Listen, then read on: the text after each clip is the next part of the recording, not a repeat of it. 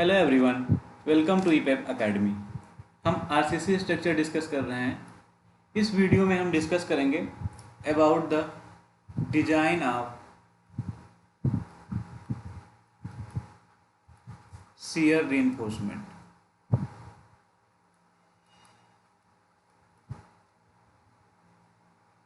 Means कर्तन प्रबलन का अभिकल्पन। तो इसके डिजाइन किस कंडीशन पर करते हैं और किस फॉर्म में करते हैं उसको डिस्कस करते हैं। इफ टाउ वी, जैसा कि हम डिस्कस कर चुके हैं, टाउ वी हमारा क्या है, nominal shear stress is greater than tau C, means design strength of concrete, but tau V is less than, means nominal shear stress is less than tau c max, permissible shear strength of concrete, then shear reinforcement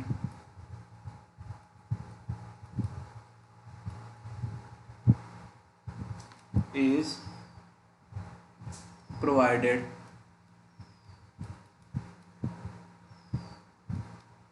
in the following forms.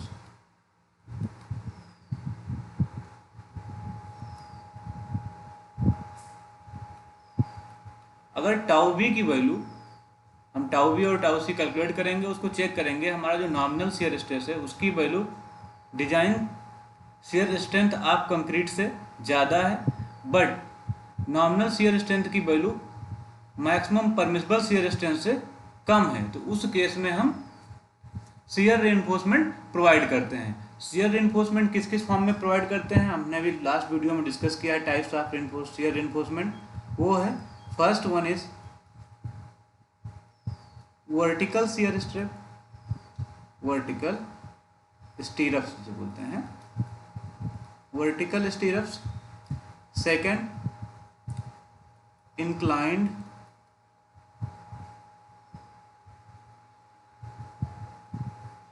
bars or bent up bar, and third one is combination of both,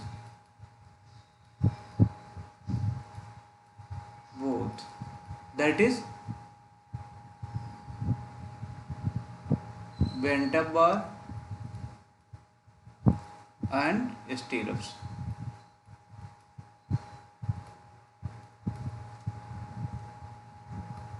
हम देखते हैं, हम next design of shear reinforcement he next point देखेंगे कि shear reinforcement कितना shear force को resist करता है। तो यहां पर डालेंगे हम पॉइंट्स में ही रहेगा net shear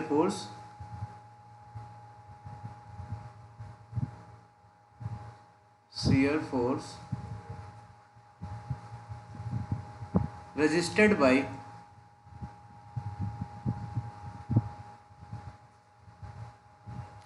shear reinforcement.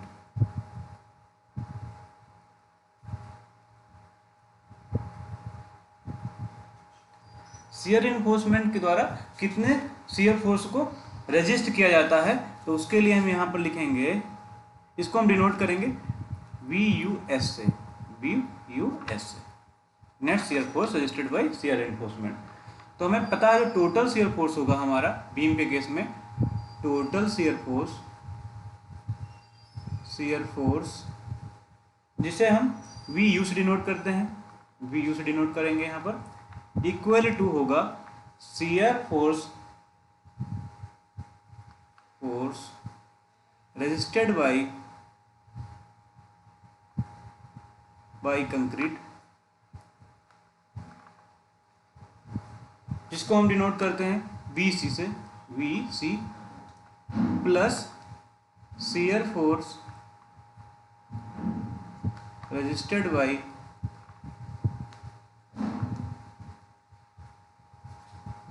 Shear reinforcement.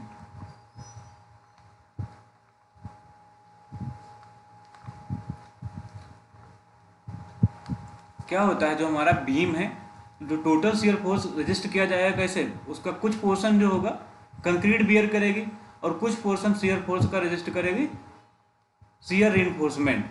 तो शियर रेनफोर्समेंट के द्वारा जो शियर फोर्स रजिस्ट किया था उसको हम मार्क कर देते हैं वी यू एस से, जैसा कि हमने ऊपर मार्क किया। तो यहां से हो गया V U equal to V C minus V U S. हमें पता है जो हमारा टाउ वी होता है नॉमिनल शियर स्ट्रेस, यहाँ पर लिखते हैं nominal shear stress tau V equal to, क्योंकि tau V equal to V U divide by B D, तो हेंस क्या होगा वी यू इक्वल टू हो जाएगा tau V into B D. Similar जो वी सी होगा हमारा, वी सी की वैल्यू हो जाएगी tau C into V D, और इस वैल्यू को हम यहाँ पर पुट करेंगे तो हो जाएगा हमारा एक्सप्रेशन आएगा टाउ, ये प्लस का साइन होगा यहाँ पर V U S equal to V U minus V C. Value यहाँ पर पुट करेंगे हम तो हमें मिलेगा tau V minus tau C into B D, और ये हमारा नेट शियर फोर्स होगा जो शियर इन्फोर्समेंट से रजिस्ट किया जाएगा। अब वन बाय वन जिस फॉर्म में हम शियर इन्फोर्समेंट प्रोवाइड करते हैं उसके बारे में डिस्कस करते हैं। फर्स्ट हमारा है वर्टिकल स्टीरअप्स, वर्टिकल स्टीरअप्स उदग्र छल्ले।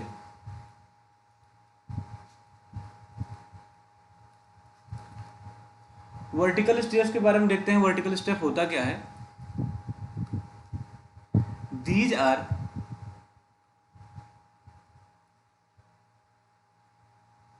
The steel bars vertically placed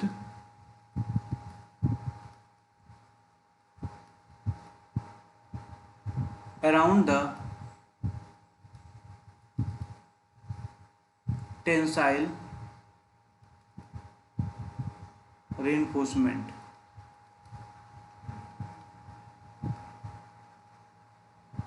at suitable spacing along the length of beam. Vertical step क्या होता है, ये स्टील्स की बार होते हैं जिनको हम वर्टिकली प्लेस करते हैं टेंसाइल रेनफोर्समेंट के चारों ओर सुइटेबल इंटरवल पर, कुछ कुछ दूरी पर। नेक्स्ट पॉइंट इसमें हम याद रखेंगे, generally the diameter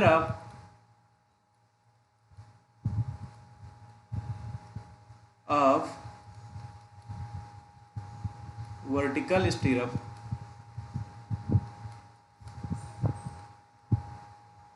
varies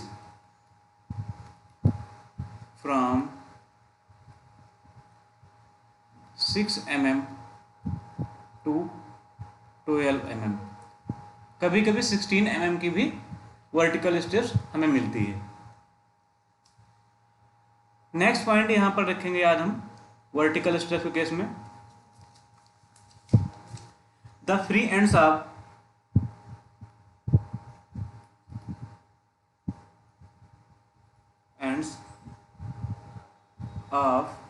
the स्टीरअप, that is vertical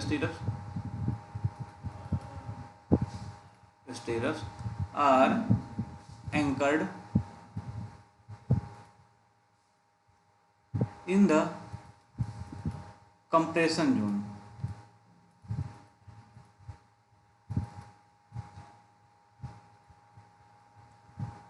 of the beam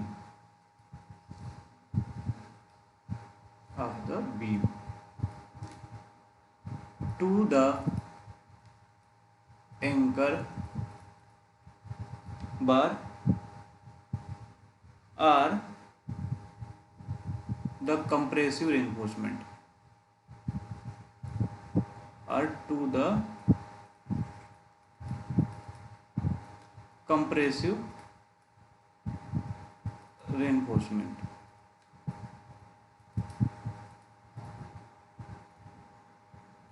अब यहां पर हम नेक्स्ट पॉइंट हमारी क्या है कि जो स्टीरप्स का फ्री एंड होता है उसको हम क्या करते हैं, एंकर कर देते हैं कंप्रेशन जोन में। अब कंप्रेशन जोन में अगर कंप्रेसिव रेनफोर्समेंट प्रोवाइड किया गया है तो कंप्रेसिव रेनफोर्समेंट से बांध देंगे, अदरवाइज हम क्या करेंगे, उसको एंकर बार प्रोवाइड करेंगे कंप्रेशन जोन में, और उस एंकर बार से हम स्टीरप्स को एंकर कर देंगे। फिर उसके बाद देखते हैं, एक एग्जांपल ले लेते हैं वर्टिकल स्टीरप के साथ बीम का। सपोज करते हैं ये हमारी कोई बीम है,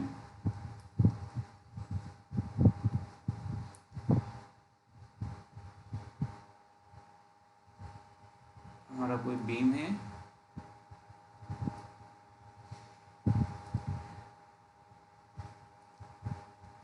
और ये इसका सपोर्ट है बीम, और ये कोई सपोर्ट है बीम का। हम एक बीम का सेक्शन बना लेते हैं।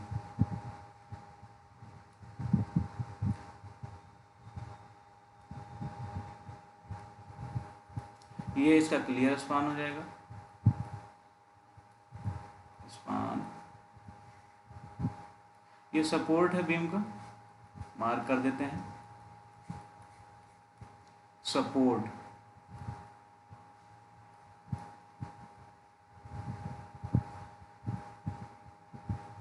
बीम की डायमेंशन शो कर दे रहे हैं। Total depth of the beam जो है कैपिटल डी है। ये बीम हमारी है RCC beam, RCC beam means यहां पर हम मेन रेनफोर्समेंट प्रोवाइड करेंगे टेंशन जोन में।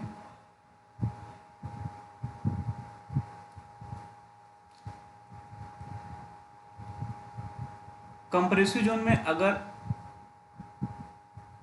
डबली रेनफोर्स बीम है मीन्स कंप्रेसिव बार प्रोवाइड की गई तो कंप्रेसिव रेनफोर्समेंट, अदरवाइज हम एंकर बार प्रोवाइड करेंगे रेनफोर्समेंट को और स्टीरप्स को बांधने के लिए।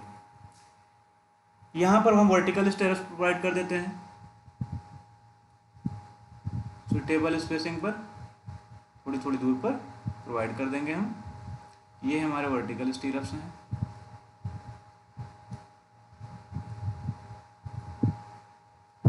इसको हम ऐसे along the length of the beam provide कर देंगे पूरे में।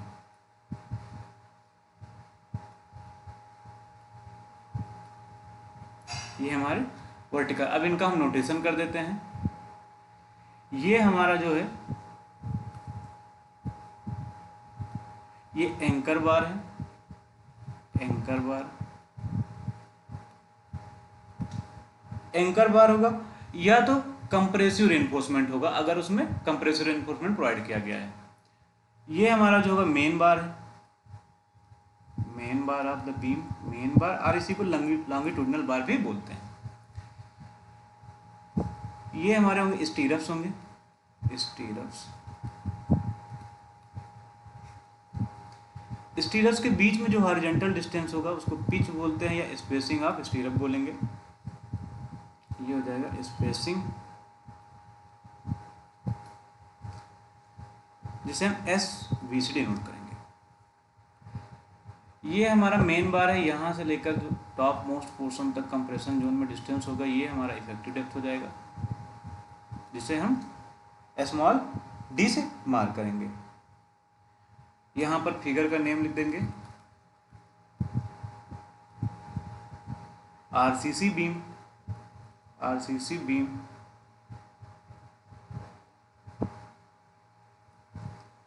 With vertical stirrups.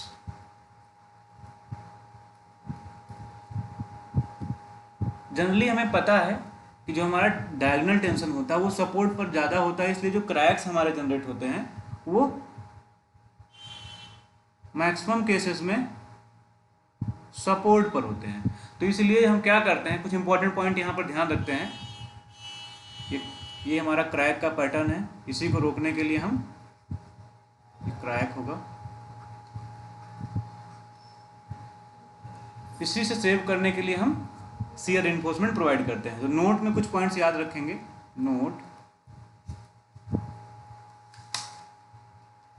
नोट में फर्स्ट पॉइंट होगा,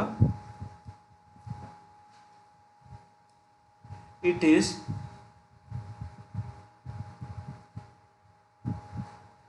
desirable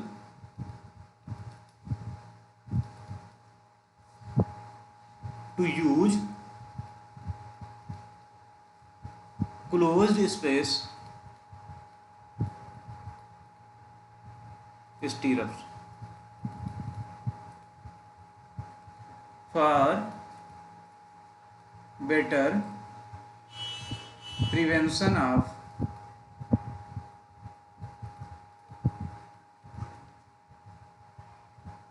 the diagonal crack. Means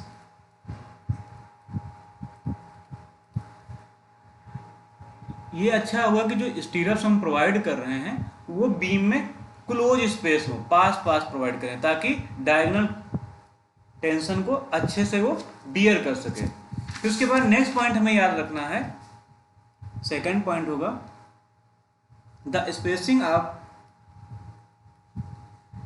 यहां पर इसको मेंशन करेंगे generally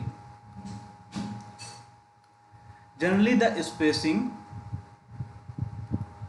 generally the spacing of stirrups, the spacing of stirrups near the support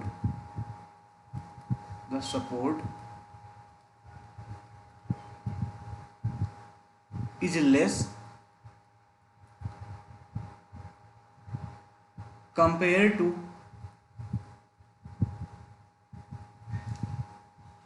spacing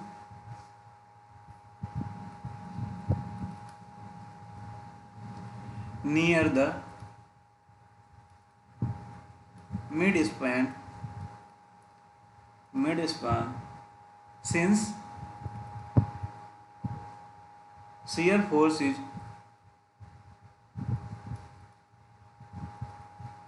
maximum at the support.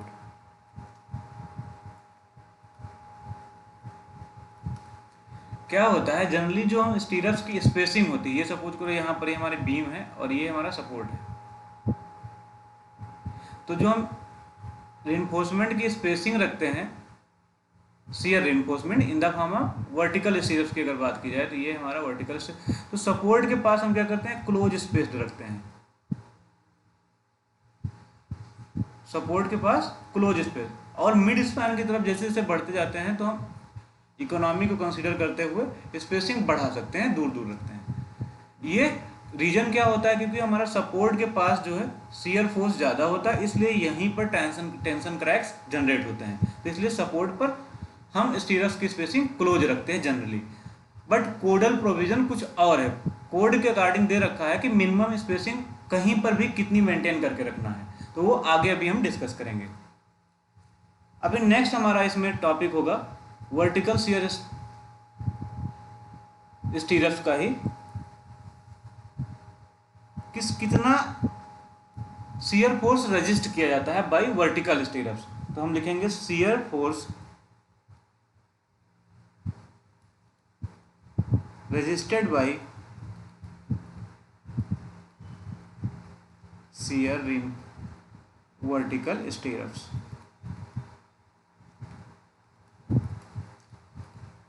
Means VUS ही बताना है हमें। अभी हमने ऊपर देखा कि net shear force shear reinforcement के द्वारा कितना रजिस्ट किया जाता है, तो वो क्या टाउ बी, ये हो टाउ बी माइनस टाउ सी BD, अभी ऊपर हमने डिस्कस किया।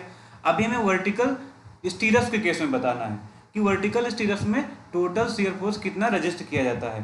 तो V U S equal to होगा यहाँ पर, V U S means net shear force registered by vertical stirrup equal to होगा नंबर ऑफ, हमें शियर फोर्स कैलकुलेट करना है तो इसको कैलकुलेट करने के लिए क्या, स्ट्रेंथ इनटू एरिया से मल्टीप्लिकेशन करना होगा।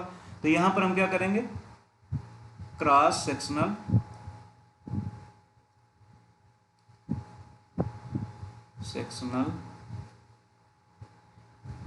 Area of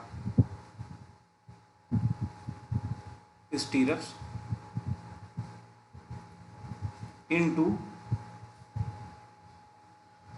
strength of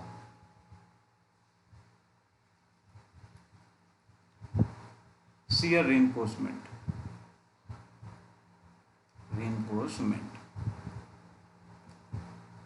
shear force हमारा आ जाना है, लेकिन यहां पर जो स्टीरअप्स प्रोवाइड किया जाता है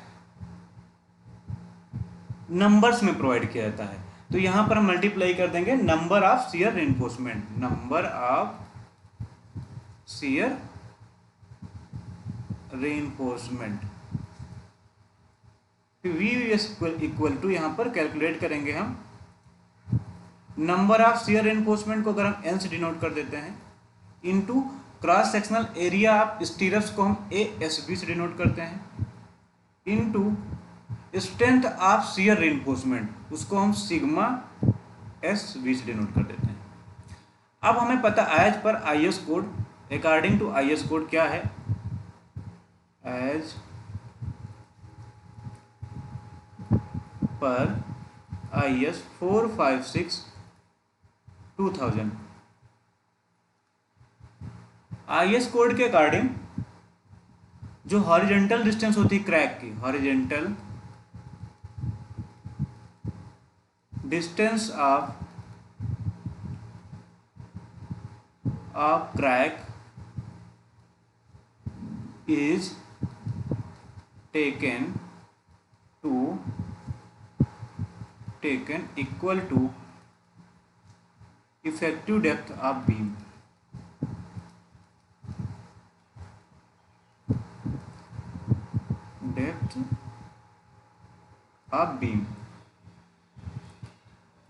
मीन्स जो हॉरिजेंटल डिस्टेंस ऑफ क्रैंक बीस, ये क्या है, इसको हम एस बी से डिनोट करते हैं and effective depth small D से।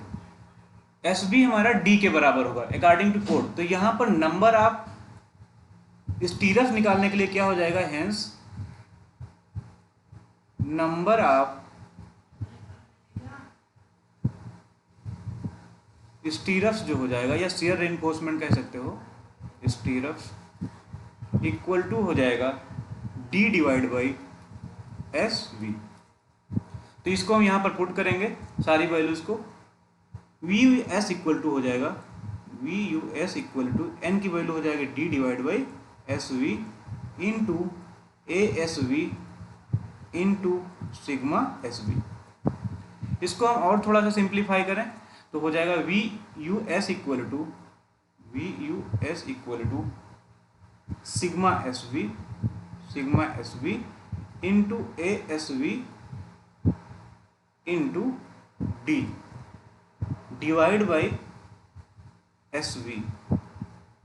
तो ये हो जाएगा net shear force registered by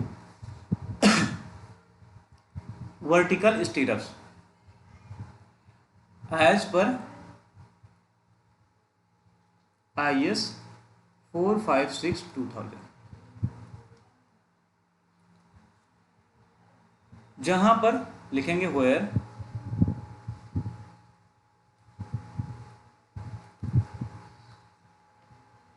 sigma S V equal to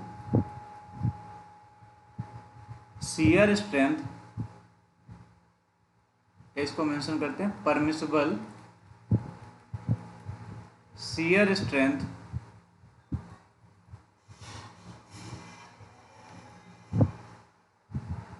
in stirrups. Stirrups means जो हमारा शियर रेनफोर्समेंट प्रोवाइड किया गया है उसकी shear strength.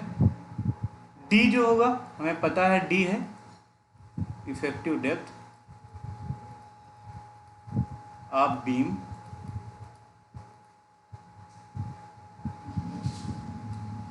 And S V जो होता है ये होता है टोटल क्रॉस सेक्शनल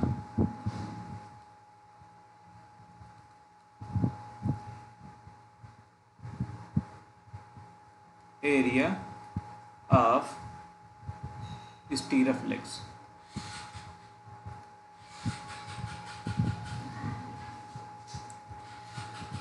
हमारे पास एक्सप्रेशन वी यू एस का आ गया। अगर हम यहाँ से स्पेसिंग निकालना हो, स्पेसिंग मतलब एस वी, तो हम यहाँ पर लिख देते हैं पॉइंट नेक्स्ट स्पेसिंग ऑफ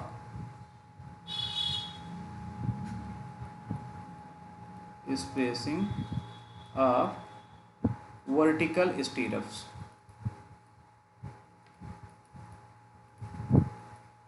तो यहाँ पर एस वी इक्वल टू हो जाएगा, क्योंकि हमें पता है क्योंकि V U S equal to sigma S B into A S V into D divide by S V. इसलिए यहाँ से हम एस वी को इधर ट्रांसफर कर लेंगे, मीन्स स्पेसिंग जो होगा एस वी इक्वल टू हो जाएगा sigma S V A S V into D divide by V U S. ये हमारा स्पेसिंग को कैलकुलेट करने का फार्मूला हो जाएगा। बट अकॉर्डिंग टू कोड लिखेंगे हम एज पर IS 456/2000 कोड के अकॉर्डिंग जो स्टीरप के केस में स्पेसिंग की वैल्यू होगी S V, spacing of stirrups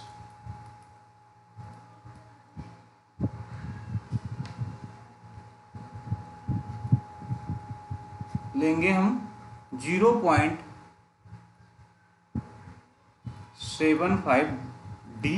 D यहाँ पर हमारा इफेक्टिव डेप्थ होगा, आर 300 mm। इन दोनों में से जो मिनिमम होगा which ever is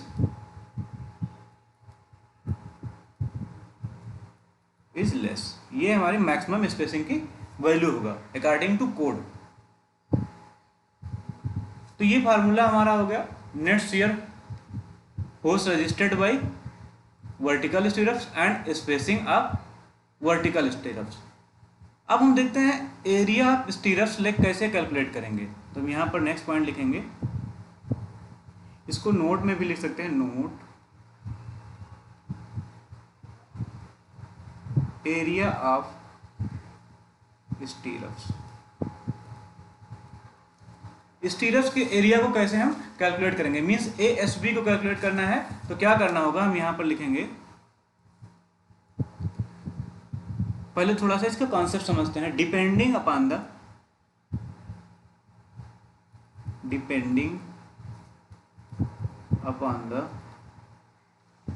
magnitude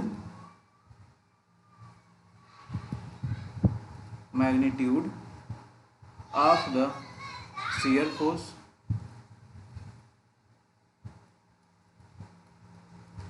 force to be resisted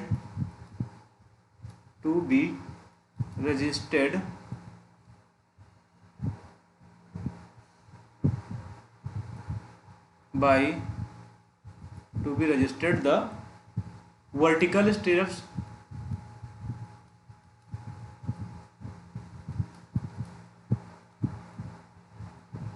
may be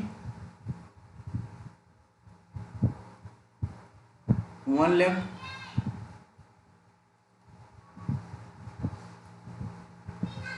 two legged, four legged, and so on, as shown in figure।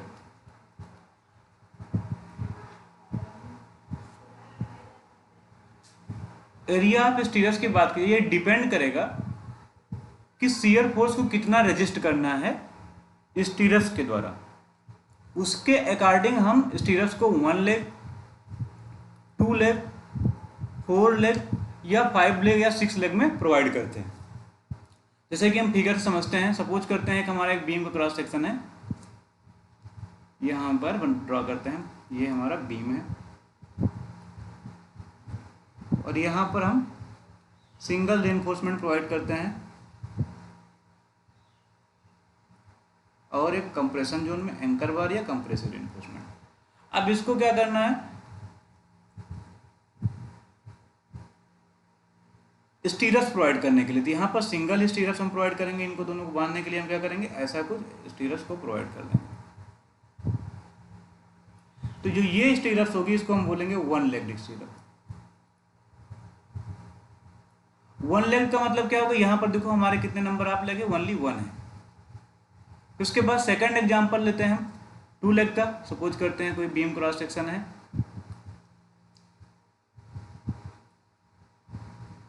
ये, और यहाँ पर हम रेनफोर्समेंट प्रोवाइड करते हैं, बॉटम में 2,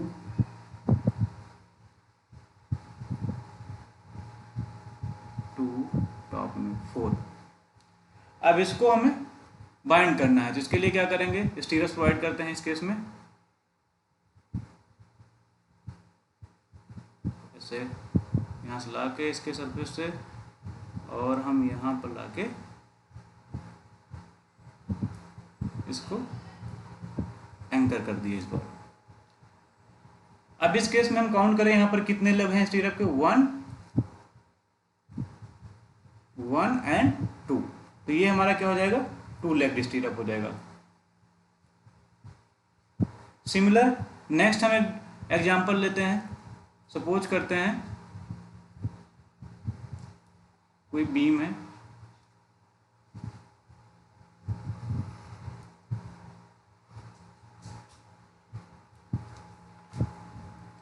यहाँ पर हम बार्स प्रोवाइड करते हैं, 1,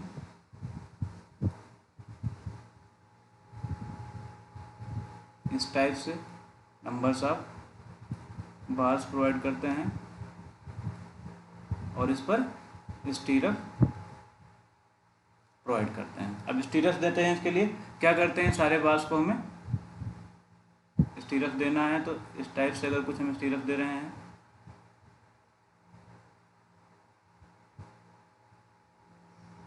ये स्ट्रेट ही होगा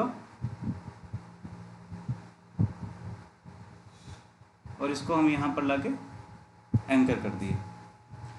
फिर इस बार को हम क्या कर रहे हैं, यहाँ पर एक दूसरी हम स्टीरप्स यहाँ पर बार प्रोवाइड करते हैं और इसको हम यहाँ पर लाके एंकर कर दिए। इस पोर्शन के लिए हमने यहाँ पर लाके इसको एंकर कर दिया और इस पोर्शन के लिए यहाँ पर एक बार प्रोवाइड कर दिया।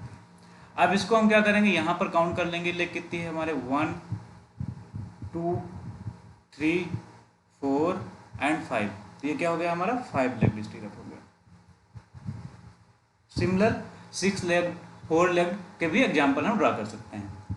अब यहाँ पर हमें एरिया ASB जो कैलकुलेट करना होगा, तो यहाँ पर लिखेंगे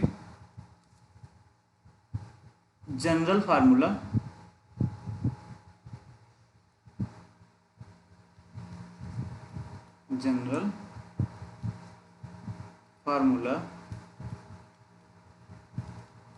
फॉर ASB। अब ASB कैलकुलेट करने के लिए हमें क्या करना होगा, ASB equal to n into π/4 into phi square, जहां पर n होगा नंबर ऑफ लेग,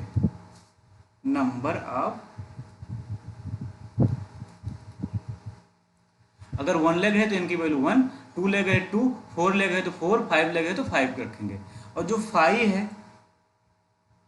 फाई होगी डाया ऑफ शियर रेनफोर्समेंट,